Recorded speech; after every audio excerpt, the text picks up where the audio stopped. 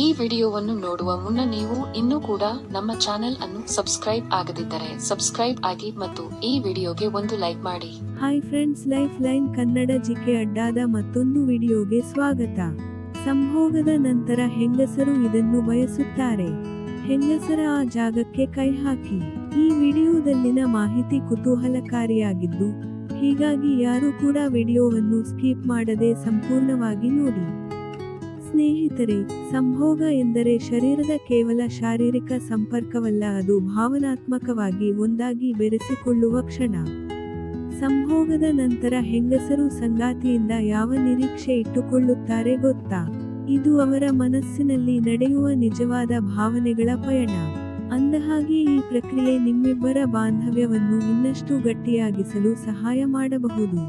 ಸ್ನೇಹಿತರೆ, ಸಂಭೋಗದ ನಂತರವೂ ಬೆದರಿಸದೆ ಮುಟ್ಟುವ ಮುಕ್ತತೆ. ಅದರಂತೆ ಮೌನದ ಮಾತುಗಳು, ಚುಟುಕು ಮಾತು ಅಥವಾ ನಗೆಯ ಚಲನೆ.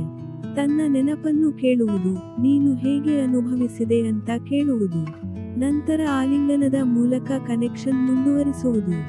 ಸಂಗಾತಿಯ ಮಾತನ್ನು ಗಮನದಿಂದ ಕೇಳುವುದು. ಸಂಗಾತಿ ಹೇಳುವ ಚಿಕ್ಕ ಮಾತುಗಳನ್ನು ಕೂಡ ಗಮನದಿಂದ ಕೇಳುವುದು. ಕವಚದಂತೆ ಬಟ್ಟೆ ಚಳಿಯಿಂದ ರಕ್ಷಿಸಲು ಬ್ಲಾಂಕೆಟ್ ಹಾಕುವುದು.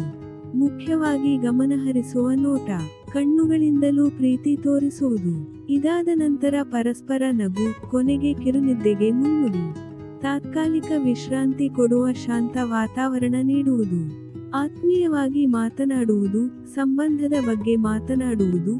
ಇದೇ ವೇಳೆ ನಾಳೆ ಏನು ಮಾಡೋಣ ಅಂತ ಪ್ರಶ್ನೆ ಮಾಡುವುದು.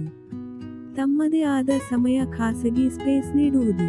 ಸ್ನೇಹಿತರೆ, ನೋಡಿದ್ರಲ್ಲ, ಇದೇ ತರಹದ ಜೀವನಕ್ಕೆ ಉಪಯುಕ್ತವಾಗುವ ಮಾಹಿತಿಗಾಗಿ ನಮ್ಮ ಚಾನೆಲ್ ಸಬ್ಸ್ಕ್ರೈಬ್ ಮಾಡಿಕೊಳ್ಳಿ. ಈ ಮಾಹಿತಿ ಇಷ್ಟವಾದಲ್ಲಿ ವಿಡಿಯೋಗೆ ಲೈಕ್ ಮಾಡಿ, ಶೇರ್ ಮಾಡಿ, ಕಾಮೆಂಟ್ ಮಾಡಿ. ಧನ್ಯವಾದಗಳು.